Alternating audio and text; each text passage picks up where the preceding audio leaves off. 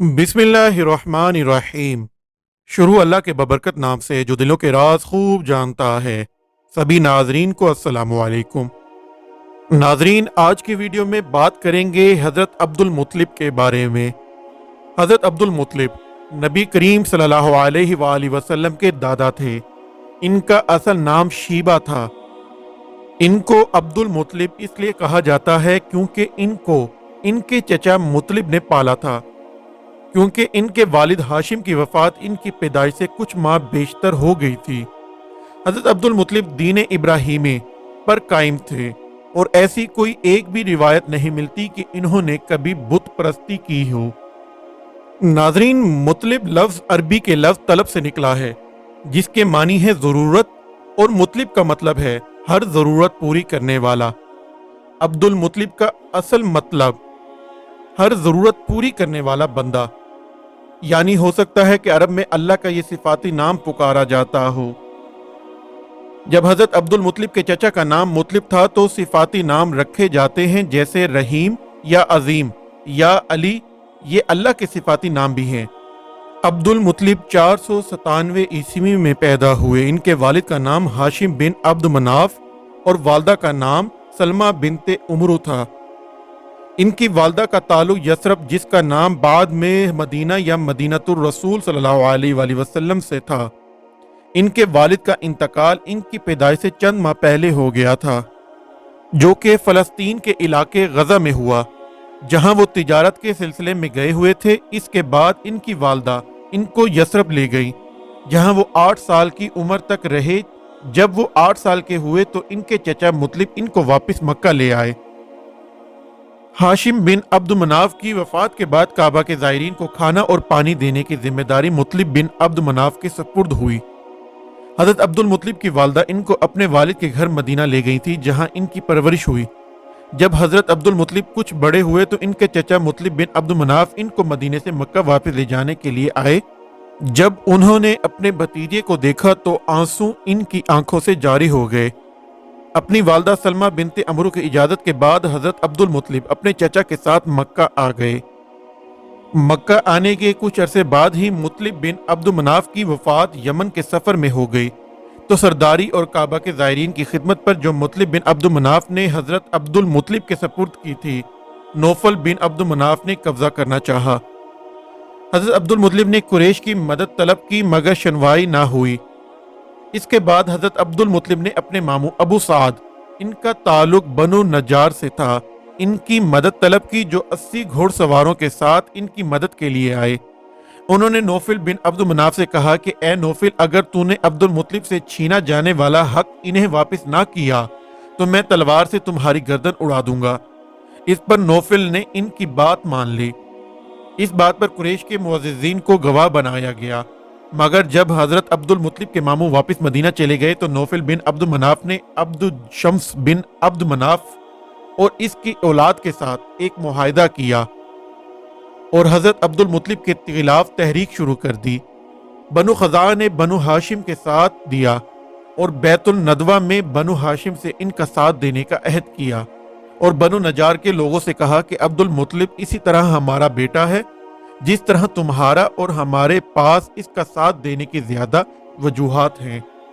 इस तरीके से कुरैश की सरदारी हज़रत अब्दुल मुत्तलिब के पास रही। मक्कतुल मुकरमा का मुकद्दस कुआं जमजम, जो आज भी जारी है, हज़रत अब्दुल मुत्तलिब के ज़माने में खुश्क हो चुका था और इसकी जगह का सही इल्म कुरैश को ना था। हज़रत अब्दुल मुत्तलिब को 4 लगातार ख्वाबों के जरिए जमजम की दुरुस्त जगह की रहनुमाई हुई। उन्होंने अपने बेटे हारिस के साथ इस जगह को खोदना शुरू किया, जहां ख्वाब के जरिए रहनुमाई हुई थी। 4 दिन के बाद पानी जाहिर हो गया और जमजम का कुआं मिल गया, जिसमें से मुसलसल पानी मिलने लगा, जो आज तक जारी है। क्योंकि ये कुआं बुनियादी तौर पर हज़रत इस्माइल अलैहिस्सलाम के कदमों से जारी हुआ था, इसलिए कुरैश के बाकी कबाइल ने इसकी मलकियत में हिस्सेदार बनना चाहा। हज़रत अब्दुल मुत्तलिब का ख्याल था कि जमजम अल्लाह ने अता किया है। इस झगड़े को निपटाने के लिए अरब के दस्तूर के मुताबिक किसी बाइल्म और दानिशमंद शख्स पर फैसला छोड़ा जाए। कबाइल के मुख्तलिफ नुमाइंदे, जिनमें हज़रत अब्दुल मुत्तलिब शामिल थे, शाम को रवाना हुए ताकि वहां की एक मशहूर दानिशमंद औरत से मशवरा किया जाए। اس کی وجہ یہ تھی کہ عرب لوگ کاہنوں یا کسی کاہنہ کی بات کو اہمیت دیتے تھے۔ شام کے اس سفر میں حضرت عبد المطلب اور ان کے ساتھیوں کا پانی ختم ہو گیا۔ باقی قبائل نے ان کو پانی دینے سے انکار کر دیا اور نوبت یہاں تک پہنچ چکی کہ ان کے ساتھیوں نے کچھ قبریں بھی کھود لی تاکہ جو پہلے مر جائے ان کو دوسرے دفنا دے۔ اگلے دن حضرت عبد المطلب نے فیصلہ کیا کہ موت سے ڈرنے کی ضرورت نہیں اور سفر جاری رکھنا چاہیے۔ وہ اپنے اونٹ پر بیٹھنے لگے تو اونٹ کا پاؤں زمین کے ایک جگہ زور سے پڑا اور کچھ زمین زیر پانی نظر آیا۔ وہاں ایک چشمہ برآمد ہو گیا جسے انہوں نے اور دوسرے تمام قبائل نے استفادہ کیا۔ اس وقت دوسرے تمام قبائلی نمائندوں نے فیصلہ کیا کہ زمزم کے جھگڑے کا فیصلہ اللہ نے اسی جگہ حضرت عبد المطلب کے حق میں یہ پانی جاری کر کے کیا ہے، اس لیے واپس مکہ جایا جائے۔ انہوں نے کہا کہ اے عبد المطلب، جس اللہ نے یہاں تمہارے لیے یہ چشمہ جاری کیا ہے اسی نے زمزم تمہیں عطا کیا ہے۔ عام الفیل یا ہاتھی والے سال کا ذکر قرآن پاک میں بھی ہے۔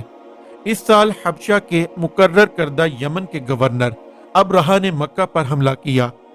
اس نے اصل میں صنعاء یعنی یمن کا شہر میں ایک کلیسا چرچ تعمیر کیا، اور چونکہ وہ عیسائی تھا اس لیے وہ چاہتا تھا کہ عرب مکہ جانے کی بجائے اس کلیسا کو مرکز بنائیں۔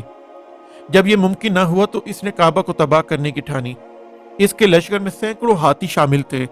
حضرت عبد المطلب نے قریش کے پہاڑوں پر پناہ لینے کو کہا اور خود اپنے کچھ ساتھیوں کے ہمراہ شہر میں رہے۔ ابرہہ نے پیغام بھیجا کہ وہ صرف کعبہ کو تباہ کرنا چاہتا ہے، تو حضرت عبد المطلب نے کہا کہ اس گھر کا مالک خود اس کا محافظ ہے اور مجھے یقین ہے کہ وہ اسے حملے آوروں سے بچائے گا اور اس کا گھر کے خدام کو بے عزت نہیں کرے گا۔ ابرہہ نے جب حملہ کیا تو اللہ تعالیٰ نے ابابیلوں کی ایک فوج بھیجی جس کا ابرہہ کے تمام لشکروں پر سنگ باری کی۔ وہ پتھر ایسے تیز تھے کہ انہوں نے ابرہہ کے لشکروں کو تباہ کر دیا۔ ابرہہ زخمی حالت میں یمن کی طرف فرار ہوا مگر راستے میں مر گیا۔ یہ واقعہ 570 عیسوی میں پیش آیا اور اسی سال حضرت محمد صلی اللہ علیہ وآلہ وسلم کی ولادت باسعادت ہوئی۔ حضرت عبد المطلب کی کئی بیویاں تھیں۔ صفیہ بنت جندب بن حجیر بن زباب بن سوات بن عامر بن سعصہ سے حارث بن عبد المطلب ہیں۔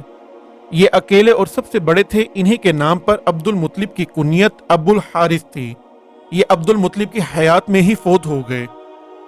فاطمہ بنت عمرو سے عبداللہ بن عبد المطلب اور زبیر بن عبد المطلب اور ابو طالب اور 5 لڑکیاں عاتقہ، امیمہ، برہ، بیضا اور اروا پیدا ہوئی، اور حالہ بنت وہب سے حمزہ بنت عبد المطلب، مغیرہ اور ایک لڑکی صفیہ پیدا ہوئی۔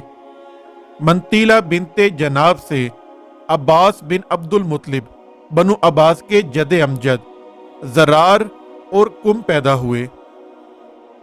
بنو خزاع کے ایک بڑے گھرانے کی خاتون لبنہ تھی جن کے بطن سے ابو لہب، اسلام کا دشمن جس کا ذکر سورہ لہب میں ہے، پیدا ہوا۔ اس کا اصل نام عبد العزیٰ تھا۔ حضرت عبد المطلب کی ایک بیوی ممفنہ تھی، ان سے غداق پیدا ہوئے۔ ناظرین، اسی دعا کے ساتھ اپنی ویڈیو کا اختتام کرتے ہیں کہ اللہ ہمیں سیدھا راستہ دکھائے، ہم پر اپنا رحم فرمائے اور ہمارے والدین کا سایہ ہمیشہ ہم پر سلامت رکھے۔ آمین۔ اللہ حافظ۔